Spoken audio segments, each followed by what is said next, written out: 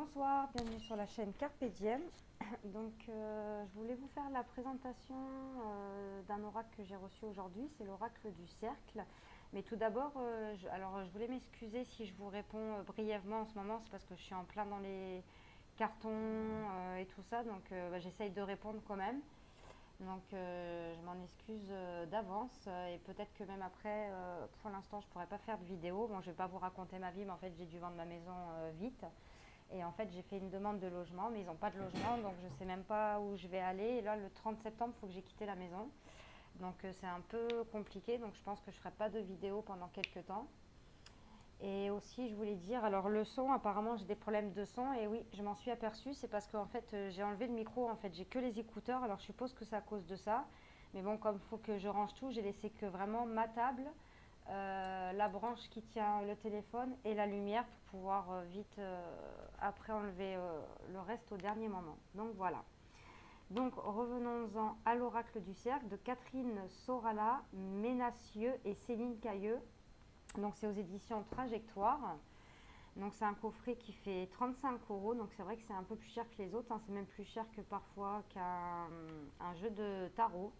Donc le cercle figure sacrée universelle et le symbole de l'unité, de l'harmonie, de la continuité et de la vie. Ainsi, l'oracle du cercle possède des propriétés fascinantes. Son énergie vibratoire régénérante en fait un outil de divination, de guidance et de développement personnel. Les propriétés magiques du cercle favorisent le recentrage, le renouvellement et la connexion à son monde intérieur. Elles aident aussi à prendre conscience des liens cosmologiques.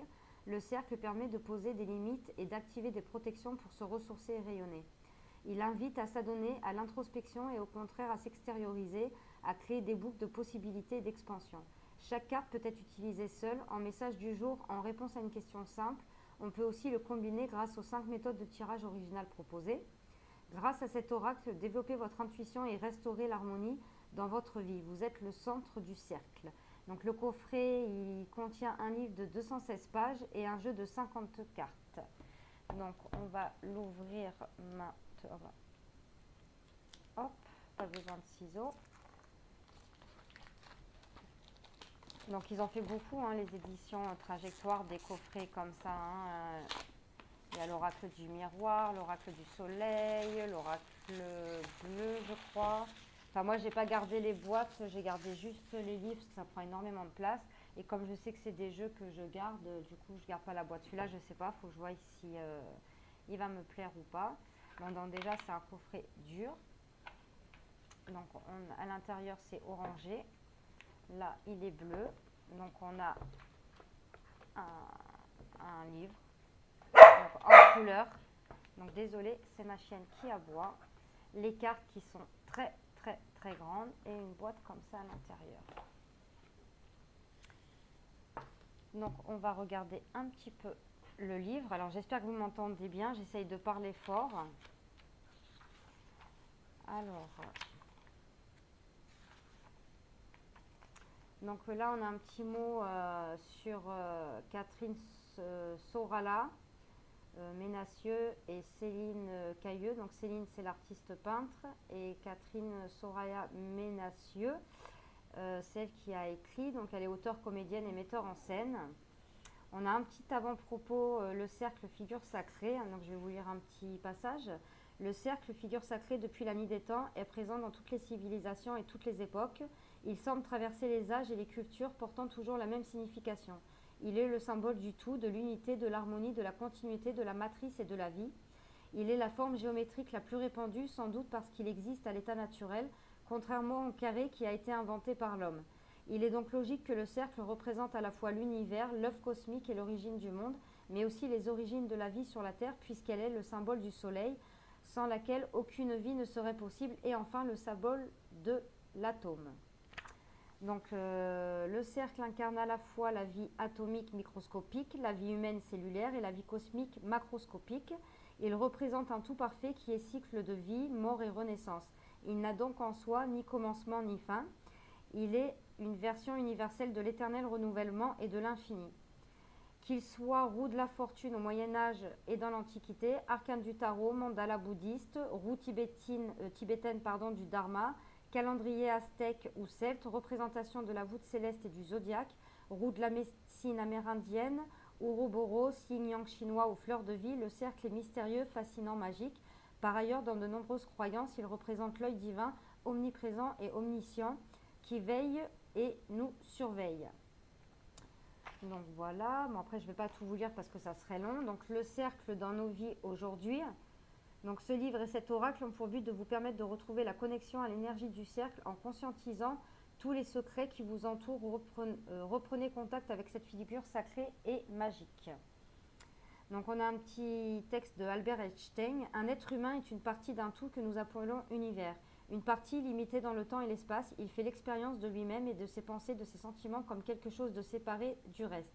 C'est une sorte d'illusion d'optique de la conscience. Cette illusion est une sorte de prison pour nous qui nous limite à nos désirs personnels et à l'affection de quelques proches. Ainsi, notre tâche doit être de nous libérer de cette prison en élargissant notre cercle de compréhension et de compassion pour embrasser toute créature vivante et la nature entière dans sa beauté. Après, on a 50, un nombre magique. Donc, lors de la création de cet oracle, de nombreux cercles se sont présentés à moi, beaucoup plus de 50 à vrai dire. Certains se sont imposés, d'autres m'attiraient, mais j'ai vite perçu qu'il fallait arrêter un nombre de cartes et que ce nombre ne pouvait pas être le fruit d'une sélection aléatoire. Il me paraissait assez évident que ce serait un nombre qui se terminerait par un 0, d'une part pour représenter visuellement le cercle et d'autre part pour toutes les similitudes symboliques que le 0 partage avec lui, à savoir le tout et le rien, la régénération cyclique, le début et la fin, l'énergie réalisatrice, la matrice, l'œuf originel ou cosmique, l'infini, l'éternité, le mystère de l'univers, la plénitude et la perfection. Donc voilà. Donc on a la présentation de l'ouvrage et l'utilisation du jeu. Donc se recentrer, habiter son espace sacré et développer ses potentialités. Les cartes messages, utilisation et interprétation. Voilà. Donc là, association de plusieurs cartes. Proposition de tirage. Donc il y a la roue de l'année, le grand tirage pour la guidance avec 13 cartes. Le bouclier du tirage de protection avec 9 cartes. La roue de médecine, tirage de guérison à 5 cartes. Le cercle de prière, tirage pour faire une demande particulière, 5 cartes. Et le petit cercle de la vie, tirage pour répondre à n'importe quelle question dans n'importe quel domaine de manière approfondie, un tirage à 8 cartes. Donc là, on a la liste des 50 cartes. Donc là, on vous explique, fleur de vie, créativité, cosmos, intelligence, chaos, etc. Donc les 50 cartes ici. Après, donc, nous avons les tirages. Donc on a la roue de l'année, donc avec les maisons, ça c'est bien. On a le bouclier, tirage de protection et de défense, la roue de médecine, le cercle de prière. Donc vous avez vu, vous avez la carte 1, l'activation, l'implication, le soutien, la surprise et la réponse. Et le petit cirque de la vie. Donc voilà. Après, on a les cartes, messages, utilisation et interprétation. Donc là, on a la carte qui est reprise en couleur avec le titre de la carte, le petit mot-clé, un petit texte sur la fleur de vie pour cette carte-ci, du coup. Une petite explication, l'explication de la carte. Donc vous avez quand même on va dire 2 pages. Voilà, pour chacune des cartes. Donc voilà. Et à la fin, on va y arriver. On a une table des matières avec l'avant-propos, la présentation de l'ouvrage et l'utilisation du jeu. Donc voilà, c'est bizarre, ils l'ont mis à la fin. Donc les 5 propositions de tirage et les cartes, messages, utilisation et interprétation. Donc voilà pour le livre. Donc, alors par contre, les cartes sont très très grandes, elles sont plus grandes qu'un oracle. Déjà, je vais vous faire montrer, j'ai laissé une carte de tarot sur ma table. Hop.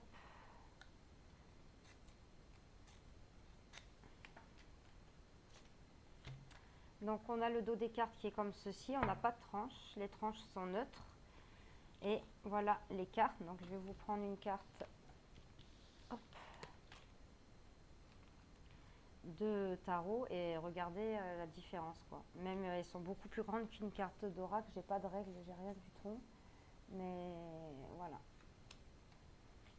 Donc elles sont, pour des grandes cartes, elles sont épaisses. Elles sont un peu mates, on dirait. Donc on va regarder les cartes et à la fin on va tirer une carte comme d'habitude. Donc vous voyez, il y a des symboles sur les cartes. Donc là on a l'illustration, le titre et le mot-clé. Donc vous pouvez aussi utiliser à l'intuition ou avec les mots-clés. Donc là on a la fleur de vie, créativité, le cosmos, intelligence. Et à l'envers, en fait, vous pouvez faire endroit envers et là on a le chaos. Donc ça dépend comment sort la carte. Donc sauf pour la fleur de vie, qu'on ne la tire pas à l'envers. En Gaïa, fécondité. À l'envers, c'est extinction. Le soleil, rayonnement. Aveuglement. La lune, elle est très belle, c'est la intuition. Et là, c'est désillusion.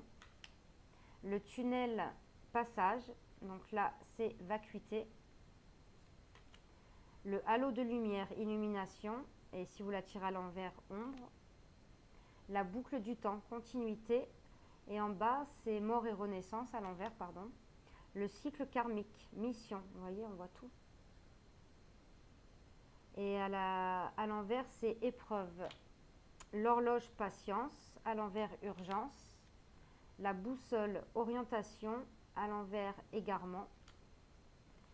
Le gouvernail, direction. Regardez comme elle est belle.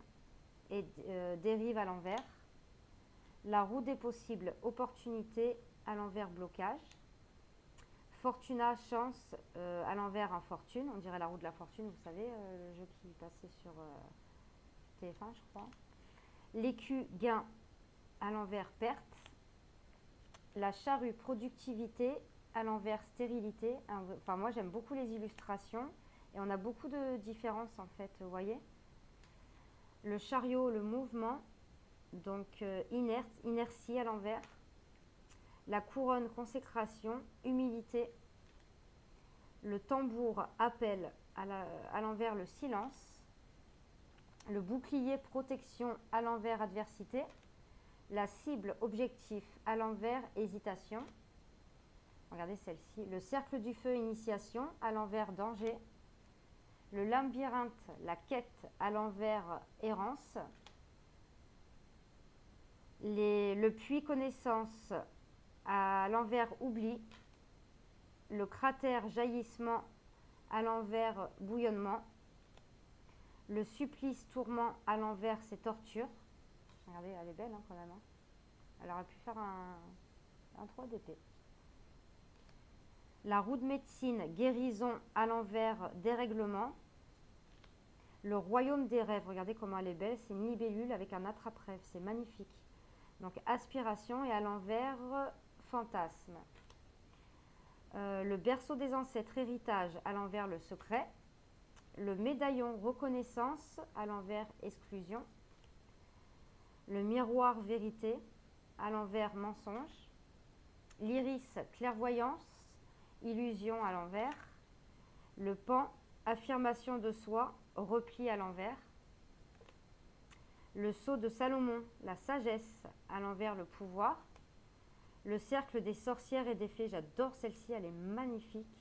La magie, et à l'envers, c'est maléfice. Le yin et le yang, harmonie, et à l'envers, opposition. La rosace, épanouissement, à l'envers, fragilité. L'anneau, engagement, renoncement, à l'envers. Le sceau de la justice, équité, et à l'envers, préjudice. La ronde, rassemblement, et à l'envers, division, j'allais dire divination. L'engrenage, synergie, et à l'envers, dépendance. À l'endroit, la spirale, évolution, et à l'envers, involution. Le cercle, insouciance, et à l'envers, immaturité. Le yo-yo, lâcher prise, et à la fin, fluctuation, à l'envers. À l'endroit, la galette, partage, et à l'envers, c'est avidité. La grande roue, élévation, agitation pour l'envers. Le serpent-cercle, transmutation, et à l'envers, enfermement. La porte céleste, spiritualité, et à l'envers, matérialité. Le monde, exploration, et à l'envers, c'est intériorisation, pardon. Le pentacle, conscience, et à la fin, sensorialité. Donc, on va aller tirer une petites cartes et on va aller lire le message dans le petit livre.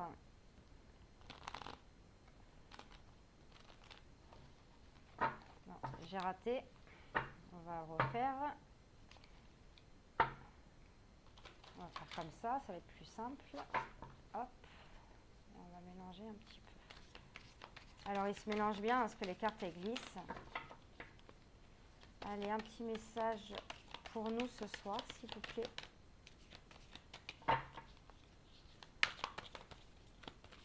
Bon, elles se mélangent bien, mais après elles sont neuves. Donc comme elles sont grandes, c'est pas pratique. C'est vrai que c'est un petit peu embêtant à mélanger. Ah, voilà. Alors, le médaillon, reconnaissance. Alors, il n'y a pas de numéro sur la carte. Donc, on va aller regarder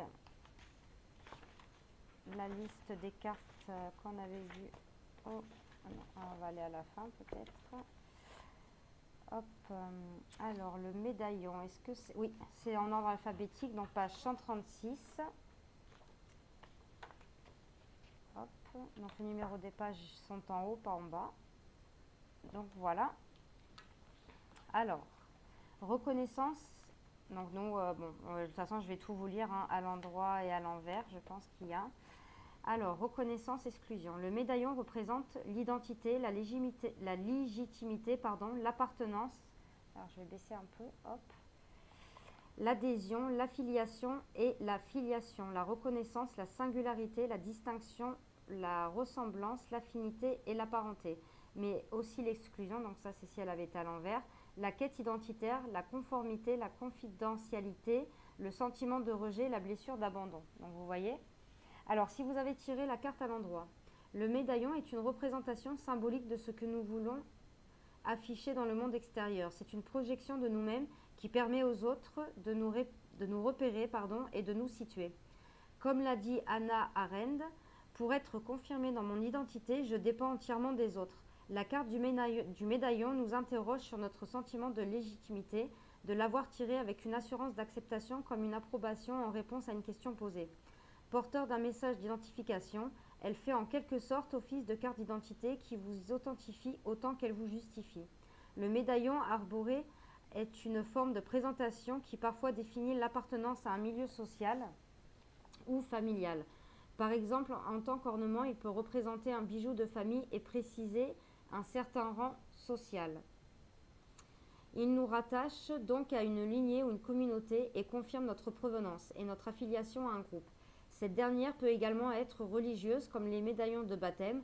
Rien qu'à travers lui, ce sont donc beaucoup d'informations qui sont transmises au monde extérieur. Le médaillon attire votre attention sur les notions d'être et de paraître, sur ce que vous revendiquez comme étant votre identité, votre milieu d'origine, vos goûts et vos croyances. En le portant, vous assumez une singularité et vous partagez cette identité avec les autres. Symboliquement, le médaillon représente donc une attitude, une posture qui vous définit dans la société, ce avec quoi vous êtes en accord ou désaccord.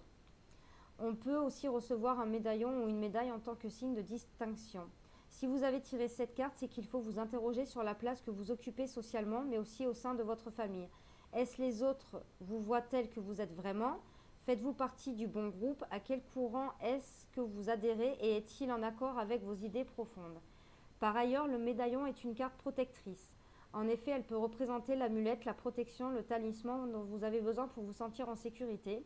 Si vous avez un collier que vous aimez porter en un rituel de bien-être, pensez-y à y ajouter une intention de protection.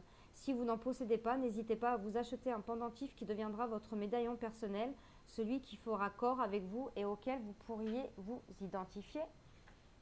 Donc si on avait tiré la carte à l'envers, le médaillon nous parle d'une problématique autour de la place. C'est peut-être une blessure d'abandon ou la peur de ne pas être reconnu par ses pairs, mais également un besoin d'appartenance à un groupe, une nécessité de trouver sa place dans sa famille. Quoi qu'il en soit, il indique le besoin de comprendre qui l'on est vraiment. Si vous tirez le médaillon à l'envers, il est possible que vous vous sentiez rejeté. Attention à ce que cette souffrance ne pousse pas à rechercher l'approbation des autres coûte que coûte, ou bien vous conformer à des repères qui ne sont pas les vôtres, à vous glisser dans un moule. Avant de renoncer à qui vous êtes et de vous uniformiser, posez-vous les bonnes questions. Depuis combien de temps vous sentez-vous rejeté? Aviez-vous déjà ce sentiment dans l'enfance? Qu'est-ce qui provoque cette exclusion? Comment les autres vous perçoivent-ils? Qu'est-ce qui fait votre différence? Pourquoi avez-vous des difficultés à vous intégrer dans un groupe? Parfois, pour se faire accepter, on endosse une personnalité qui n'est pas la sienne, mais quoi que vous fassiez, n'oubliez pas, vous pourrez toujours essayer de leur ressembler, ils ne sont jamais vos semblables. Au lieu de chercher à vous fondre et à vous confondre parmi les autres, vous feriez mieux d'entamer la vraie recherche qui se résume à cette question: qui suis-je? Avant de finir noyé dans la masse, anonyme parmi les anonymes reconnus, par un groupuscule avec lequel vous n'avez pas d'affinité profonde. Lancez-vous dans votre quête identitaire. Donc voilà pour le message de l'oracle du cercle. J'espère que cette petite présentation vous aura plu. N'hésitez pas à mettre des commentaires, à liker, à vous abonner. Et moi, je vous fais de gros bisous. À de prochaines vidéos. Merci.